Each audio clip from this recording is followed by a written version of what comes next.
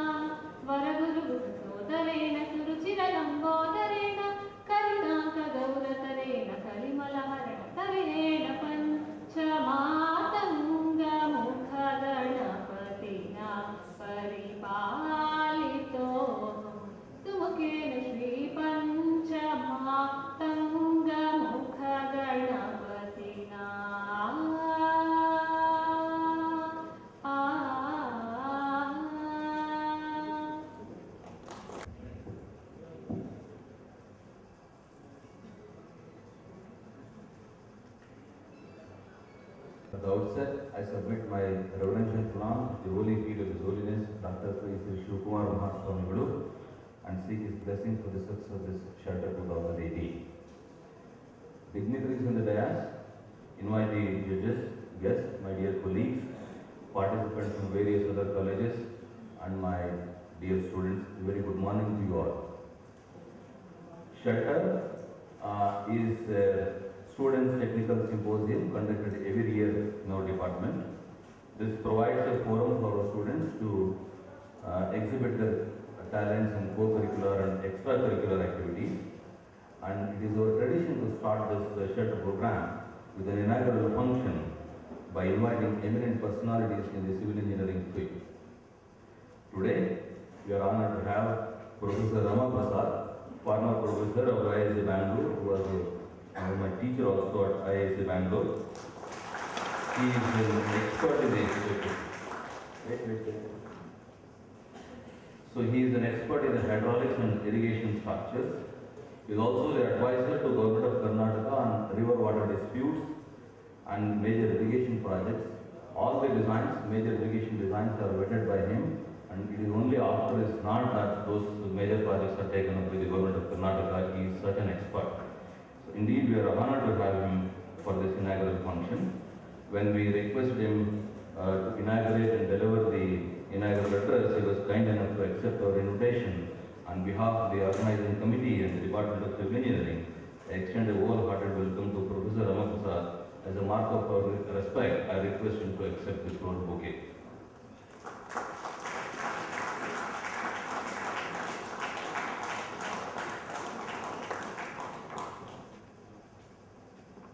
Friends, we are also honored to have another renowned expert from a different domain, that is concrete area. We have Mr. Nagesh Putaswamy, AGM, Regional Head Technical, Southern Region Under Estimate.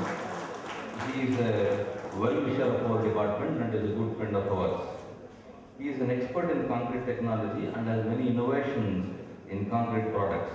When we requested him to deliver the keynote address, he readily accepted our invitation and he is with us. On behalf of the organizing committee, I extend a wholehearted welcome to Nagesh sir. I request him to accept the floral bouquet.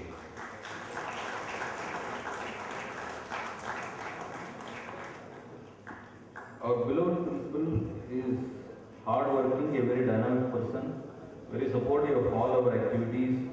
He is taking keen interest in the development activities of our department, and he has been guiding us ever since he took over as principal of our institute.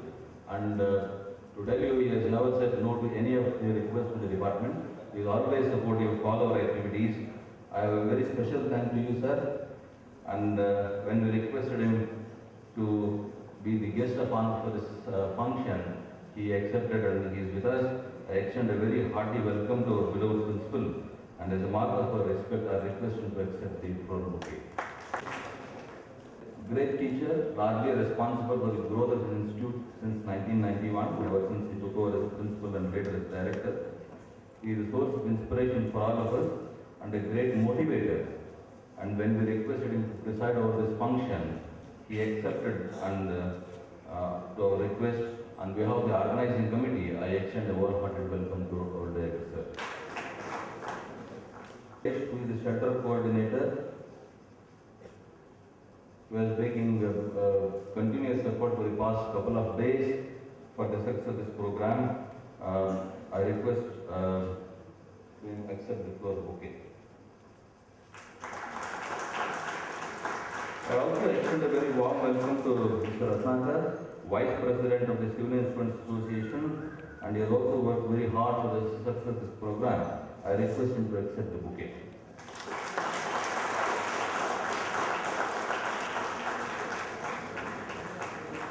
To follow our activities, they are the official sponsor for shelter programs since many years.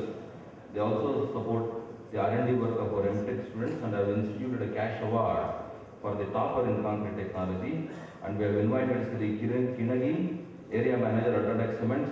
I extend a wholehearted welcome to Mr. Kinagi and request him to accept the floor bouquet. And I also welcome Arpita from NIT. Welcome to all of you and wish you the very best, and I believe that you all will carry sweet memories of this shelter program. I also welcome my esteemed colleagues, staff and students of the Department of Civil Engineering who have taken keen interest and have been working for the success of this program from a couple of days. Thank you, sir. Thank you.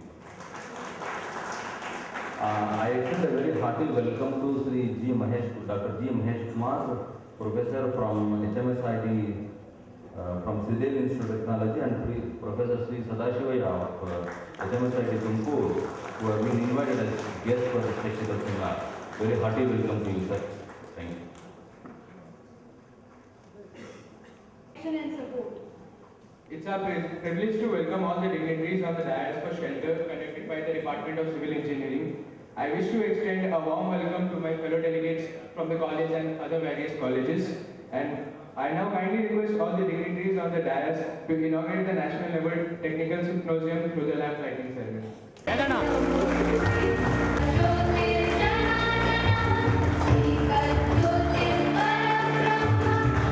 Jai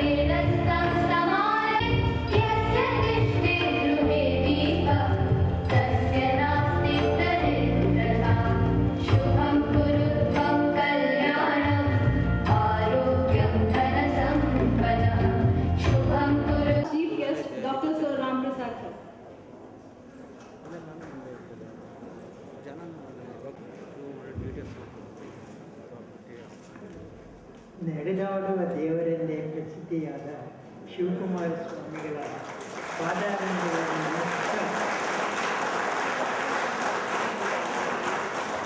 ನಮ್ಮ ಗುರುಗಳು ಹಿರಿಯರು ಎಲ್ಲರೂ ಇರುವ ಪೀಠದ ಮೇಲೆ ಅವ್ರಿಗೂ ಎಲ್ರಿಗೂ ನಮಿಸುತ್ತಾ ನಿಮಗೂ ನನ್ನ ವಂದನೆಗಳನ್ನು ಹೇಳುತ್ತಾ ಈ ಕಾರ್ಯಕ್ಕೆ ನನಗೊಂದು ಆಪರ್ಚುನಿಟಿ ಕೊಟ್ಟ ನಿಮ್ಮೆಲ್ಲರಿಗೂ ಧನ್ಯವಾದಗಳು ಹೇಳ್ತಾ ಇದ್ದೀನಿ.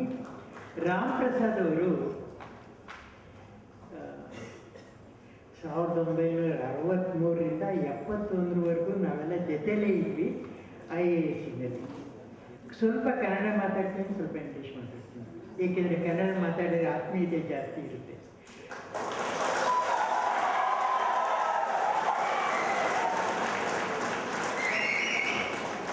ರಾಮ್ ಪ್ರಸಾದ್ ಅವರು ಸೀನಿಯರ್ ನಮಗೆ, ದೊಡ್ಡವರು.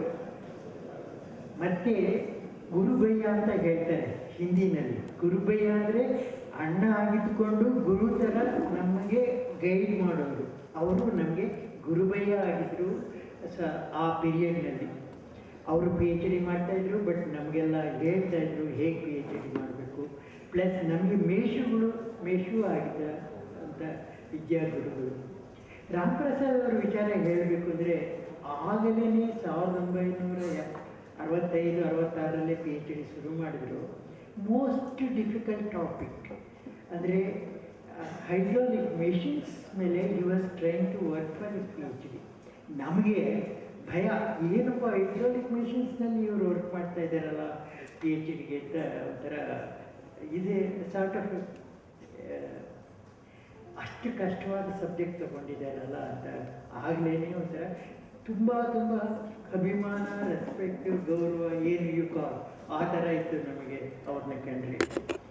ಆಮೇಲೆ 1969ರಲ್ಲಿ PhD ಮುಗಿಸಿದ್ರು. ಅವರ ಗುರುಗಳು, ನಮ್ಮೆಲ್ಲರ ಗುರುಗಳು ಆಗಿದ್ದ ಪ್ರೊಫೆಸರ್ NS ಗೋವಿಂದರಾವ್ ಅಂತ. ಗೋವಿಂದರಾಯರು ಅವರ ಜೀವನದಲ್ಲಿ ಎನ್ಕರೇಜ್ ಮಾಡಿದ ವಿದ್ಯಾರ್ಥಿನೇ ಇಲ್ಲ. ಅವ್ರನ್ನ ನೆನೆಸ್ಕೊಳ್ಳೋ ವಿದ್ಯಾರ್ಥಿ ಇವತ್ತು ಎಂತೆಂಥ ಪೊಸಿಷನ್ನಲ್ಲಿದ್ದಾರೆ ಅಂದರೆ ನಮಗೆ ಆಶ್ಚರ್ಯ ಆಗುತ್ತೆ. ಅಂಥ ಸದ್ಗುರುಗಳು ಅವರ ಶಿಷ್ಯರು ಅವರು ಆದಮೇಲೆ ನಾವು ಅವರ ಶಿಷ್ಯರನ್ನು ಫಾಲೋ ಮಾಡಿದ್ವಿ. ಇವರ ಮೇಧಾವಿತನಕ್ಕೆ ಮೆಚ್ಚಿ ಇಂಡಿಯನ್ ಇನ್ಸ್ಟಿಟ್ಯೂಟ್ ಆಫ್ ಸೈನ್ಸ್ನವರು ನೀನು ಇಲ್ಲೇ ಕೆಲಸ ಮಾಡು, ಇಲ್ಲೇ ಲೆಕ್ಚರ್ ಆಗು ಅಂತ ಸೇರಿಕೊಂಡ್ರು. 1965ರಲ್ಲಿ ಸೇರಿಕೊಂಡು 65ರಿಂದ 2001ರವರೆಗೂ he went on through the process of teaching, research and the consultancy works. ಅವರು lots of Bengaluru is blessed with very famous hydraulic engineers. Digital Bengaluru antale famous, but otherwise if you look at it, very famous hydraulics professors are there in Bengaluru. Adರಲ್ಲಿ one such great professor is Professor Ram Prasad. Ram Prasad ಅವರು ಯಾಕೆ ಅಂದರೆ ನಾನು retired ಆದಮೇಲೆ ಒಂದು ಕೃಷ್ಣ ಭಾಗ್ಯ ಜಲ್ ನಿಗಮ್ಗೆ ಅಂತ ಹೋಗ್ತಾ ಇದ್ದೀನಿ as a member ಆಗಿ. ಅಲ್ಲಿ ಏನು ಪ್ರಾಜೆಕ್ಟ್ ಬರ್ತವೆ, ಟೆಂಡರ್ ಪ್ರಾಜೆಕ್ಟು, ರಿಸರ್ಚ್ ಪ್ರಾಜೆಕ್ಟ್ಸ್ ಏನು ಬಂದ್ರೂ his wedding is very must. ಆ ವೆಡ್ಡಿಂಗ್ ಆದಮೇಲೆ all the committee members feel comfortable in giving the acceptance for the proceedings. ಈ ಸ್ಥಿತಿಯಲ್ಲಿದೆ. ನಾಟ್ ಓನ್ಲಿ ಕೃಷ್ಣ ಭಾಗ್ಯ ಜಲ್ ನಿಗಮ್, ಇನ್ನು 3 ಜಲ್ ನಿಗಮಗಳಿದ್ದಾವೆ. ಒಂದು CNN, VJNL, ಆಮೇಲೆ KNN. ಇವು 4 ಟೋಟಲ್ 4 ಜಲ್ ನಿಗಮ್ಗೂ is the sort of sole consultant in the vetting of this projects. ಆಮೇಲೆ if you consider 90 research publication and international and national ಜರ್ನಲ್ಸ್ನಲ್ಲಿದೆ. ಅದಕ್ಕಿಂತ 4 ಪಟ್ಟು 350 ಇದಕ್ಕೆ consultancy he has undergone through his career. Today also the most busy man in doing the consultancy with respect to hydraulics and water resources, and with a our hತ್ರ ಕಳಿಸಿದ್ರೆ we feel comfortable, means everything is all right. ಅಂತ still very busy gentleman ಅವರು he has traveled quite wide a lot. ಒಂದು Germany, UK, USA, Hong Kong, then Singapore, Australia, all these places he has went through, traveled all over the places. And he is a member for very, very well known journals like Institute of Engineers, International Association of Hydrology Sciences, and Indian Society of Hydraulics. Like this is, and not only that, Kaveri water problem tagoli, Mekedhat water problem tagoli, Krishna water dispute tagoli, ಎಲ್ಲದರಲ್ಲೂ he is the prime important research worker and advisor for the government of Karnataka, and he is working as on behalf of Karnataka government, particularly for hydraulic engineers. So on behalf of all of you, on behalf of our institute administration, I really extend a very, very hearty welcome to Professor Ram Prasad, Nama Guru.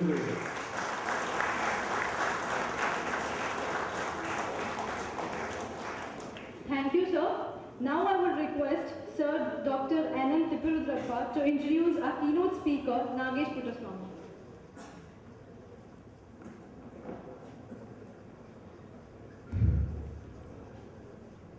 With respect, pronouns and the note of spirit of His Holiness Dr.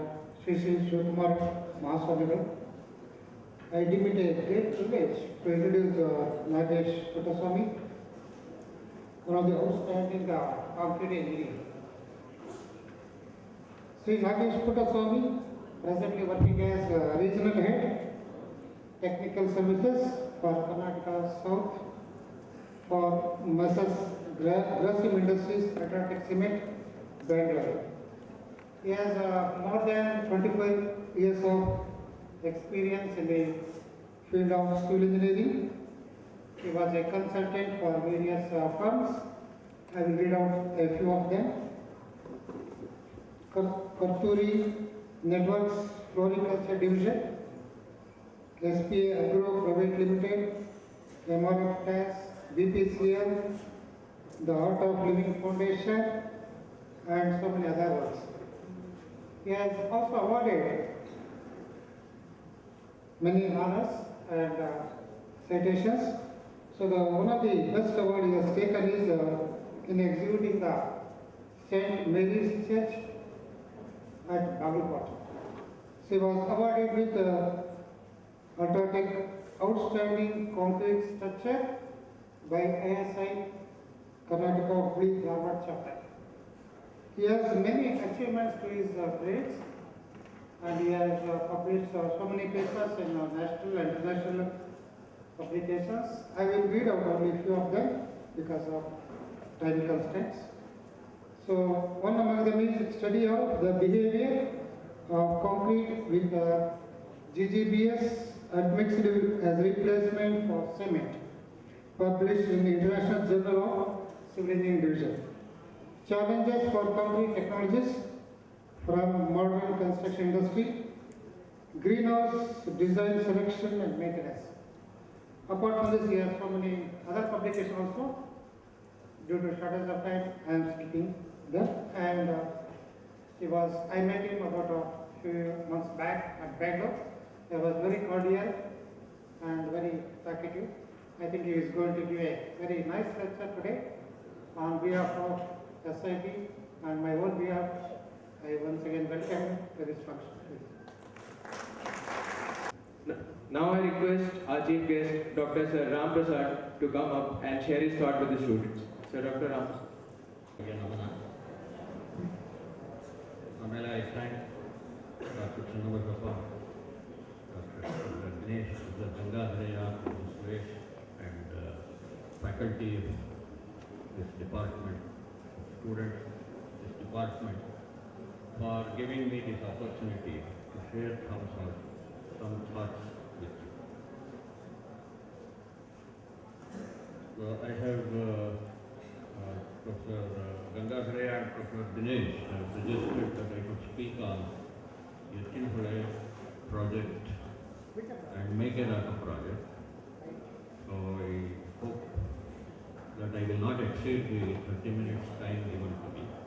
First of all, I would like to start with a tip which would enable you to become successful engineer. You are seeing a photo here of the lake which receives sewage water from about half of Bangalore city. And that sewage is passing over the waste pier and dropping through a height of about 3 meters. And you can see the foam formation. The Bellango foam formation has become internationally famous. And many solutions are being tried for that. So next slide, no, before that, you can see here a hint of the reason why the foam gets formed. Now, the water, when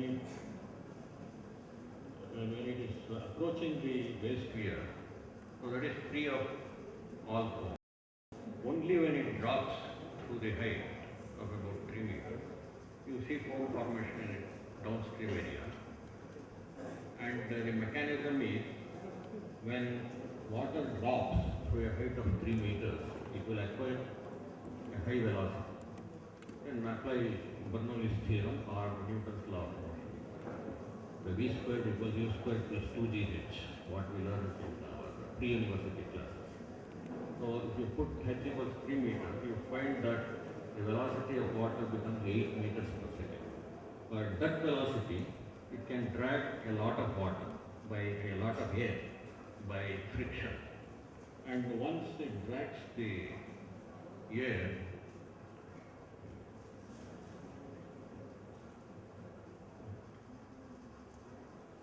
next slide. So once it drags the air into the tail water, bubbles form. Now these bubbles do not burst easily because the surface tension of the water has become low. The reason why it has become low is, could be twofold. One is detergent is mixed with the water, and so the surface in the water is very low, only 0.5 ppm. So surface tension reduction is probably not due to the detergent. Another reason could be the growth of a species of bacteria known as nocardia. So those bacteria have a hydrophobic end which repels water, and that will lead to reduction in surface tension. So it is probably that phenomenon which is occurring here, and this has been observed to occur in many sewage treatment plants also.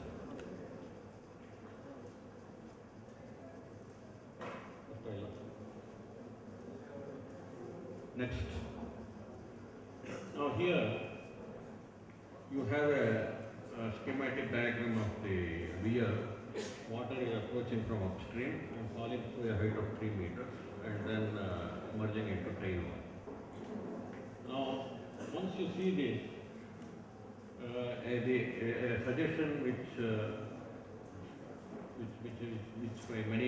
many people feel is that if instead of being allowed to drop vertically, if you provide a gradual a ramp kind of thing over which the water flows and then merges smoothly with the tailwater, then probably the bubble formation can be avoided. So this was tried in the lake. Next slide shows the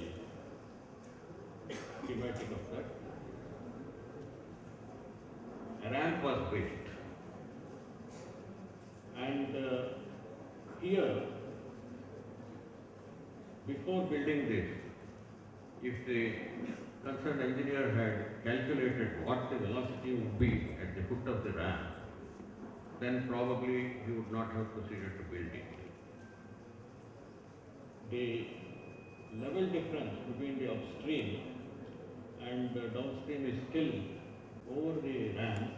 It loses some head because of friction, which can be easily calculated. But compared to the level drop of 3 meters available, the amount of head loss by friction is very small. So the velocity at the end of the ram is still very high, and the flow becomes supercritical when it meets the water of deeper water at the tailwater channel. Then a hydraulic jump will form, which is from there, and the jump will entrain a lot of air, and the foam formation still occurs. So, as an engineer, what you should do is, before you implement a solution, you should make a calculation whether that solution is going to be successful or not. So that is the tip I wanted to give you. The next slide says that. You can hack it up.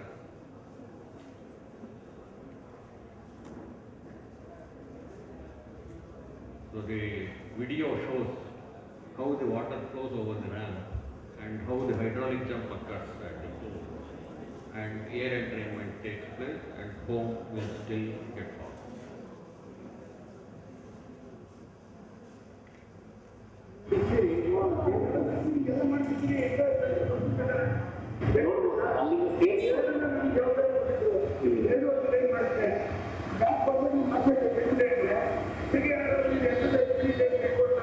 The hydraulic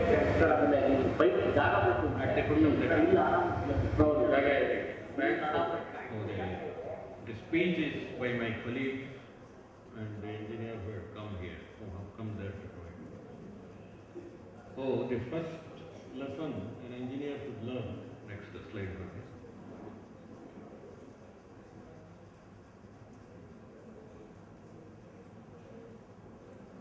is before deciding on the solution to a problem, calculate. So once you are convinced with the calculation, then you can go ahead and implement the solution. Now we will go to the Etinhole project. Next slide. Where is the need for the Etinhole project at all? You know, some activists say that Kolar has a lot of tanks, thousands of them. So if you rejuvenate, then water will be there automatically. Why do you want to bring Etinhole water to Kolar and other places? Now, this slide shows the different river basins in Karnataka. And as you can see from the table at the left, it is the west flowing rivers which have the largest amount of water flowing through that. And we have two other basins, like here Krishna basin and Kaveri basin, which are bigger than the west flowing river basin, but carry much less water. And there is a small bit of Godavari basin, and there are restrictions on how much water we can use in those basins. So all water has been allocated to different projects. There is no more water available for transfer to any other basin. Kolar, for example, is in this basin, the Kolar and Kannar basin here, and it has very little availability of water. So the west flowing rivers naturally suggest themselves as a source of water to feed the drought-prone areas in Karnataka, and here you see a list of rivers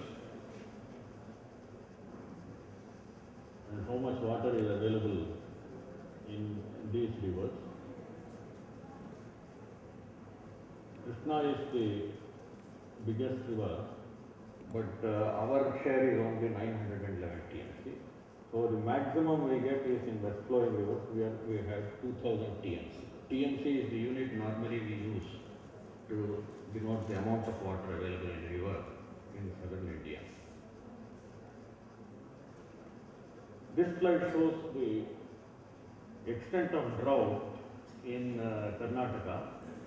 What you see, proportion of tanks in Karnataka which are not filled every year. You have only one or two, you see the blue colored areas, they denote the tanks which are filled 100% in more or less every year. And what you see is a sea of red. So almost all the area to the east of the Western Ghats is under some water source. And that is why we have to bring water from surplus area of west flowing rivers to the east. Now this is the area where the Ettinhole project wants to tap water. You may not be able to make out much of it here. The Ettinhole is shown in the red in the left half of the topo sheet. But a line diagram here shows a simplified version of the picture. You have the Ettinhole here, which originates there, and then you have several other streams, namely Kerihole, Pangadhalla, and two tributaries to Ettinhole, and Kadmanehalla, two tributaries. They are all coming here. And there are 8 weirs which are going to be built across 8 streams in this region. Now all the 8 streams merge and join a stream called Kempuhole. So people may wonder why not put one weir at Kempuhole and collect all the water and shit. The reason why we have 8 weirs is that it is at these locations that you get water at a level between 700 meters and 800 meters. So if you want to bring it to the drought-prone districts of Kolar, Chikkalapur, etc., which are at a level of 900 meters, then it is advantageous to tap the water at as high a level as possible, because then the pumping head would be lower. So that is why we have 8 years to tap the water. And this shows the catchment area of these 8 weirs on the topo sheet. And here you have a connectivity diagram. How the different weirs are connected to each other, and then they bring water to the delivery chamber. So this is a simplified version of the system. You have these 3 weirs, weirs 3, 4 and 5. From where water is pumped through 3 rising mills into one delivery chamber, and then from weir 2 comes to another delivery chamber, which is led on to another weir, and the combined water. And from weir 6, another pumping, weir 7, another rising mill. They bring water to this delivery chamber. These 2 are collected in a common delivery chamber after crossing Hemavati River. From here, it is pumped to a delivery chamber at a higher ground, and from there, a canal runs along the Krishna basin and Kaveri basin to supply water to various tanks, various districts.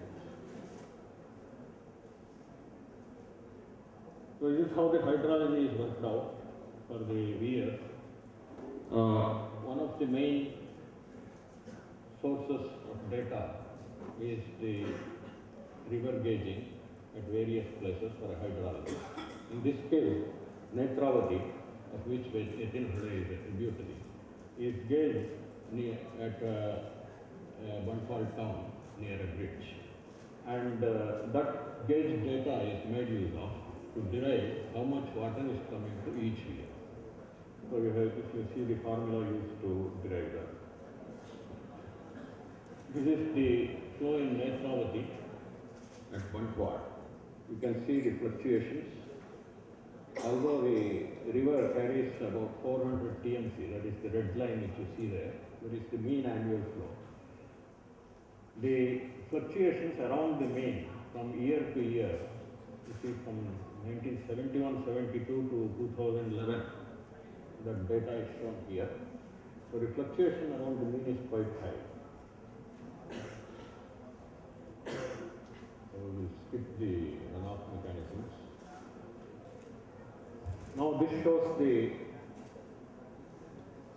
Netravati river flowing into the Arabian Sea here, and this is our Ethinola region is here, and it flows here. Banpal is here where the gauging is done, and then it flows on to the Arabian Sea.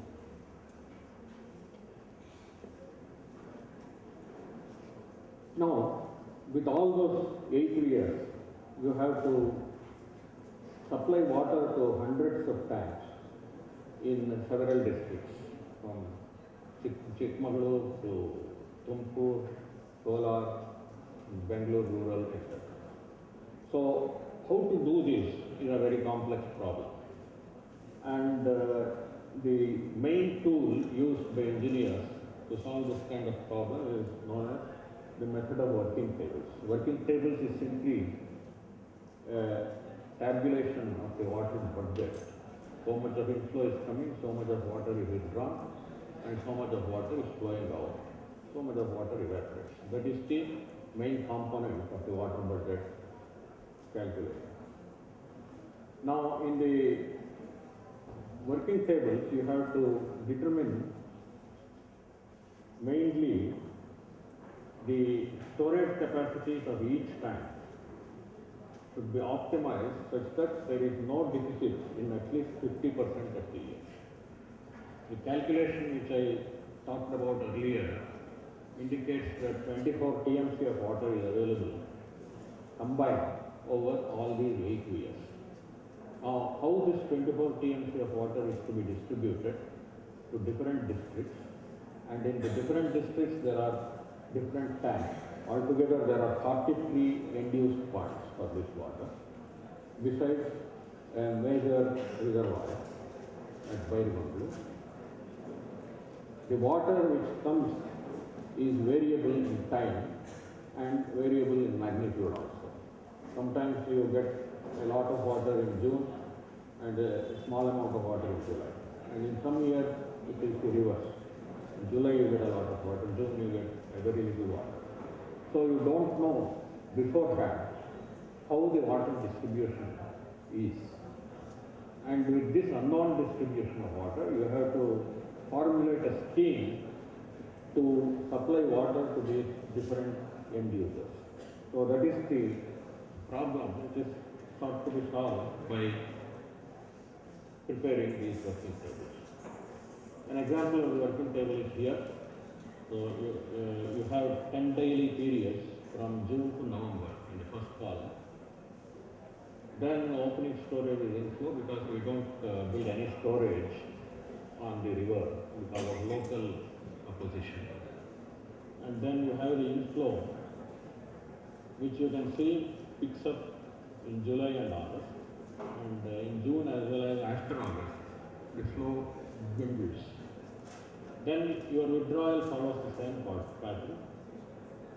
That withdrawal is limited by your pump capacities.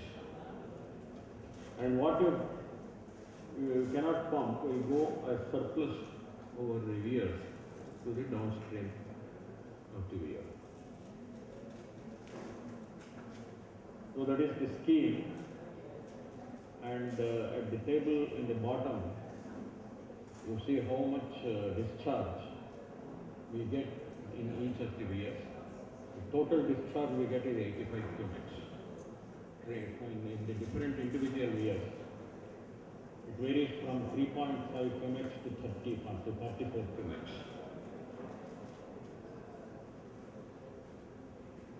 At the construction stage, this was about 1 year old. So you can see one weir being built, weir number one, and you will see in the middle the spillway portion, which led to surplus water.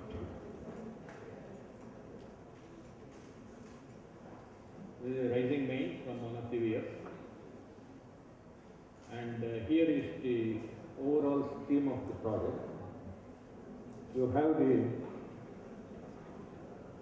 weirs in this region. This is the Ethinola region. So those pumps will pump water to a delivery chamber here, and then the water is taken along the ridge between Krishna Basin and Kaveri Basin. This is Krishna Basin. It means all the rainfall which occurs here will flow into tributaries of Krishna. All the rainfall which occurs here will flow into tributaries of Kaveri. So in between there is a ridge. Between two basins there is always a ridge. There is a canal which takes that water along this ridge to the end points, mainly Kolar and Chikballapur districts. And in between you have branches which fill, for example, Vanivilas Sagar and Bayadbangalore Reservoir.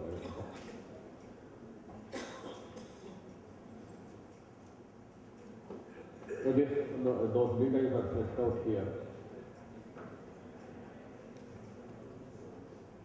Up to this point, that is up to Bayadbangalore, we have 14 end user points. And after supplying water to those end user points, the remaining water is stored here. This has a capacity of about 6 TMC. So that is stored here. From here, it is pumped to another 38 end user points. And ultimately goes to Chikballapur and Kolar districts.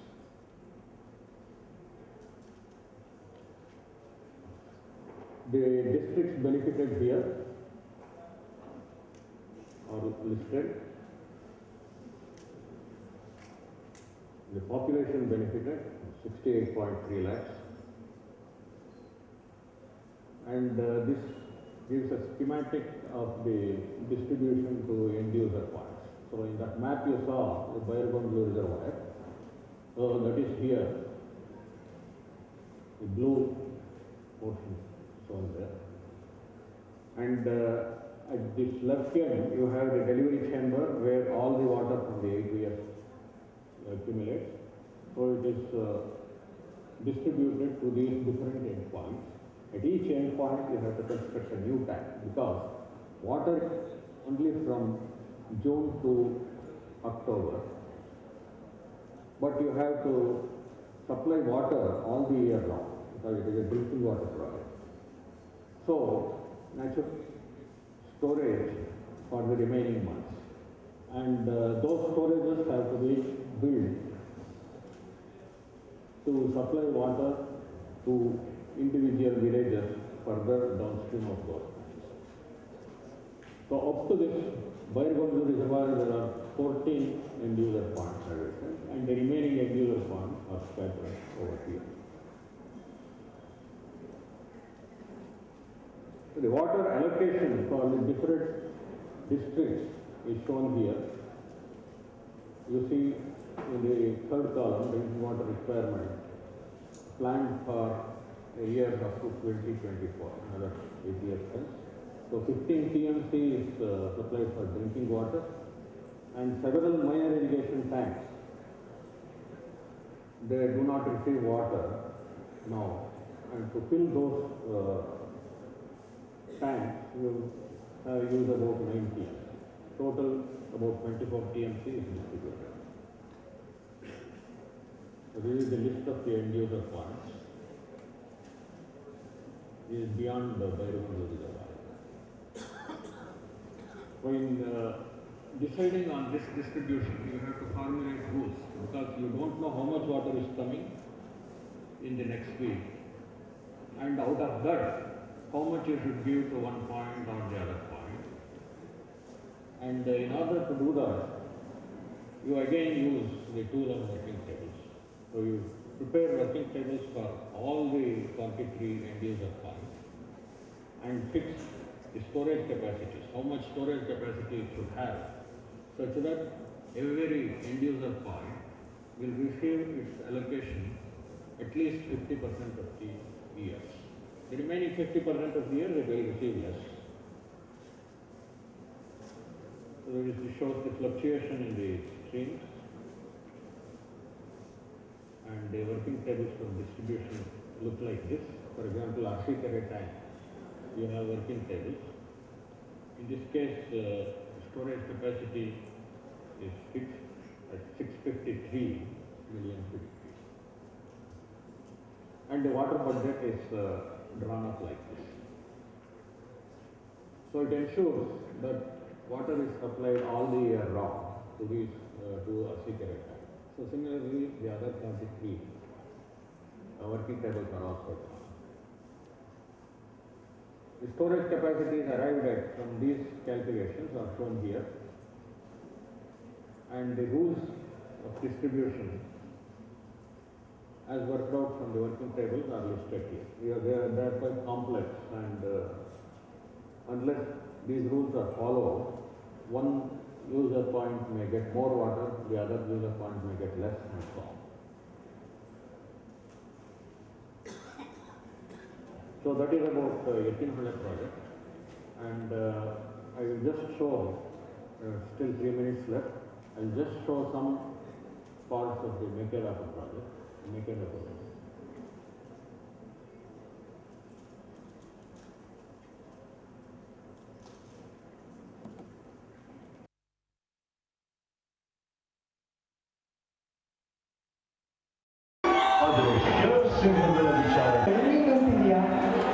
You know, now we are having a duet song performance.